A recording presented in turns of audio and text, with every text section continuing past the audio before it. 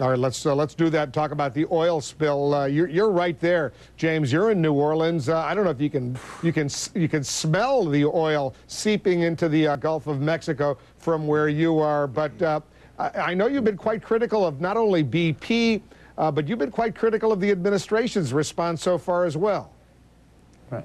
Right. Well, first of all, let me be very clear that you cannot smell any oil, any such thing in New Orleans, and it will be kept away. It's being kept out of Lake Pontchartrain, and so that's not a issue at all here in New Orleans. It's very tragic what's going on the coast. Actually, going down tomorrow with the governor and Anderson and CNN crew, and we'll have a lot more to say about that tomorrow noon. And Ben is right. This probably the greatest environmental disaster in the history of the United States.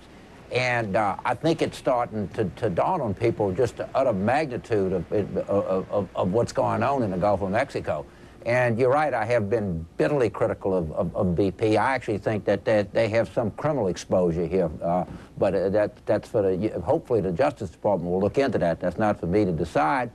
And I do think that the administration could have been more sort of aggressive. I think this, as a Democrat, this is, I mean, you have 11 working class people killed as a result of corporate greed and negligence, and you have a regulatory agency that was sort of bought off and didn't regulate. This to me, shows everything that I've ever believed as a Democrat is exactly right.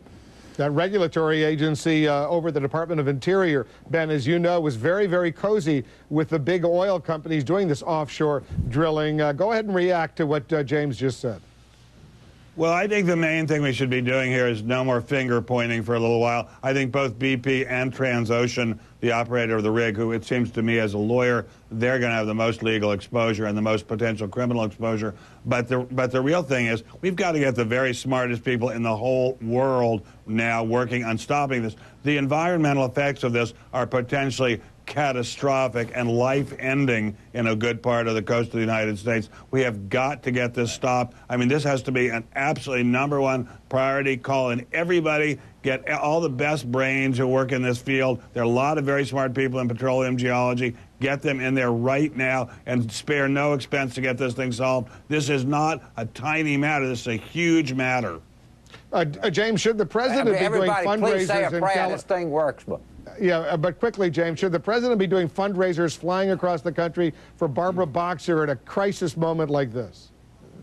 Well, I've done a fundraiser for Senator Boxer. Look, he's coming to Louisiana on Friday. I think that they believe BP for too long. I think now they see to the magnitude of this, and hopefully, I mean, if we need the president here, we're delighted that he's coming to our state to see this firsthand. I think when he does, it'll be what a monumental disaster this is. And Ben is right, and everybody should say a prayer that what they try tomorrow works. I don't doubt that, even as much as critical I've been of BP, I don't doubt that they want this to work, as does everybody in Louisiana. Everybody in the world wants this to work. It's bad enough now. Yeah. Let's pray it succeeds. Guys, thanks very much. James Carville, Ben Stein.